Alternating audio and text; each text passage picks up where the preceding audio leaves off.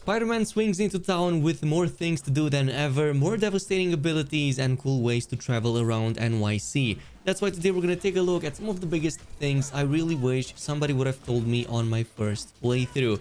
Many things that might go wrong or just mistakes that you might do along the way, so we're gonna cover that and more in this video.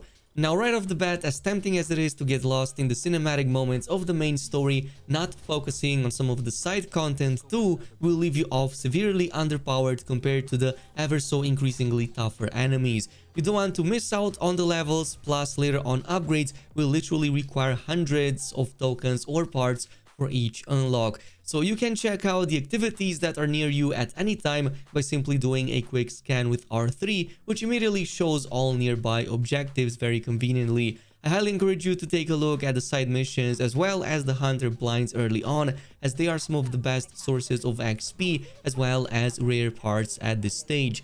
Hunter blinds especially can eventually lead to discovering even bigger enemy hideouts, which are an excellent source of leveling fast, plus taking down enemies and getting those crafting mats.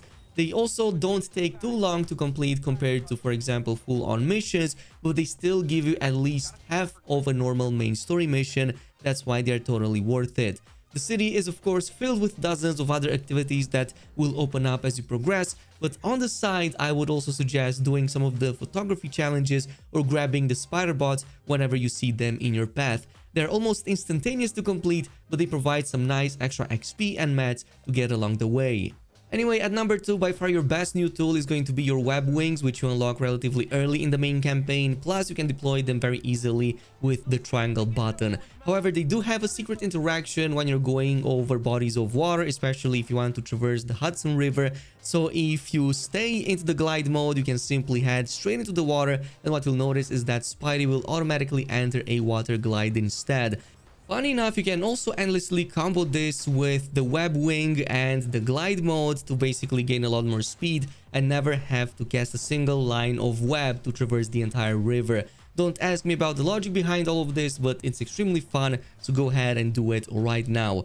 Now, once the web wings get unlocked, you also gain access to the wind tunnels. These are air currents traveling all throughout the city. You can see them from afar, especially if you activate the scanners to see the wind tunnels better. And these will give you insane amounts of speeds, plus you can traverse the entire city pretty much like Superman. So this is going to be the best way to do it once you get them unlocked. Now, this also ties in with the next tip, which is to focus on the shared skill tree a bit more early on instead of the dedicated ones for Peter and Miles. There are some insanely useful abilities here for both combat and traversal for both of them at the same time.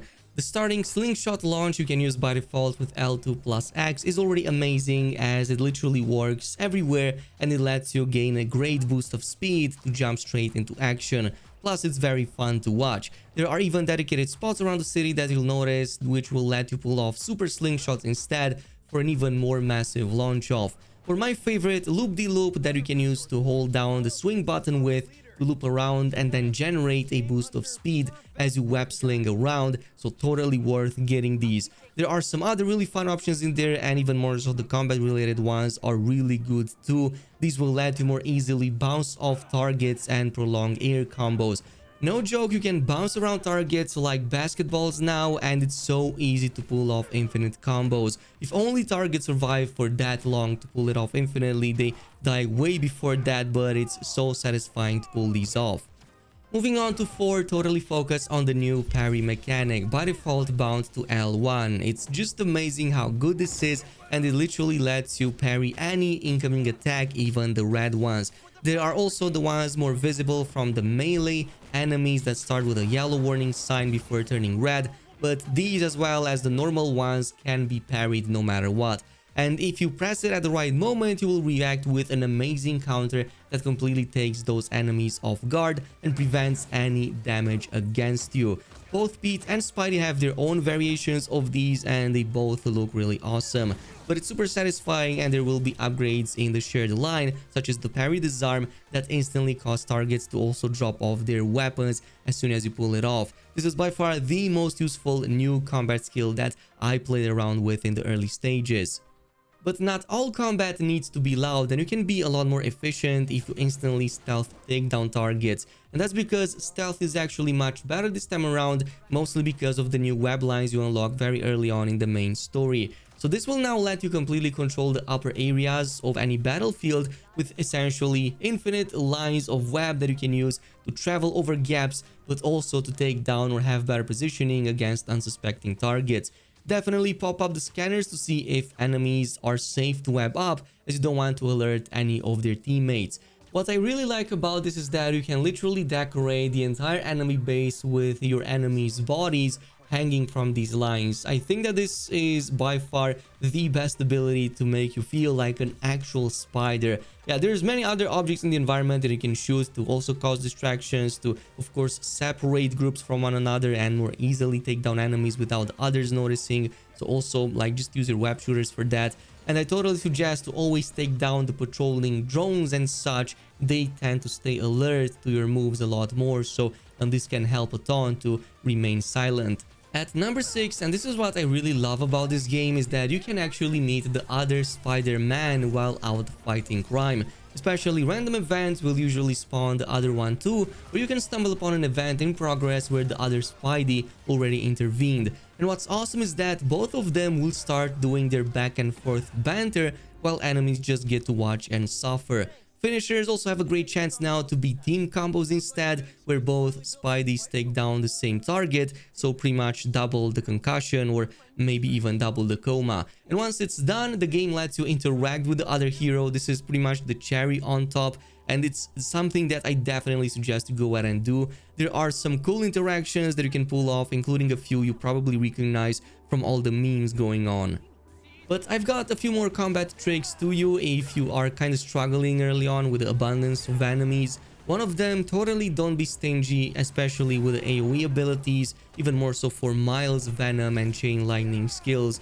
There's an overabundance of enemies, much so than in the previous games, so you will want to always dispose of them quickly.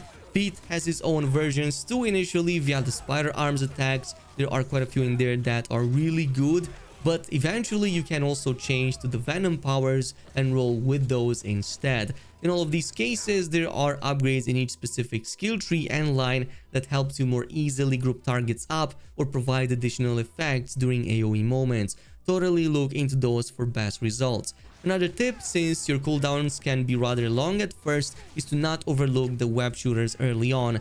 I would say that even compared to the previous games, they are much more useful this time around. So webbing up enemies and then smashing them into walls or to other surfaces just lets you immediately take them down and immobilize them. So it helps a ton when too many enemies tend to spawn, which is kind of like 99% of the time. Now, lastly, enemies also tend to be more weak against certain abilities at times. In many cases, electric damage can work really well, while in others, maybe your symbiote powers for Peter might give you better results. So don't just stick with one Spidey, but try to switch between them often when the game permits that. There are some story moments or even side missions that kind of prohibit it, but for the most part you can switch between them at will. Now, I would go a step beyond that and even say that it's best to balance both Pete and Miles as you progress at the same time.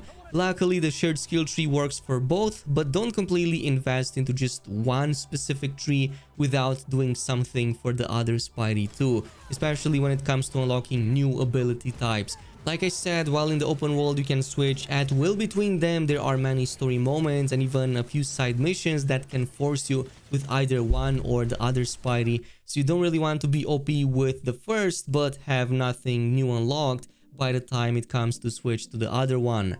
Moving on to number 9, another thing that became even more important is while using your environment in the tougher fights. There's always going to be some kind of generator or maybe explosive or even traps that you can set off to immediately take down enemies, deal AoE damage, or even provide distractions. Even more so in boss fights, I would suggest to always keep an eye out for things that you can trigger in the environment to deal some extra damage and especially stun your target. In many boss arenas, this can help a ton to squeeze in a lot more hits or even pull off more combos and take down their HPs much faster.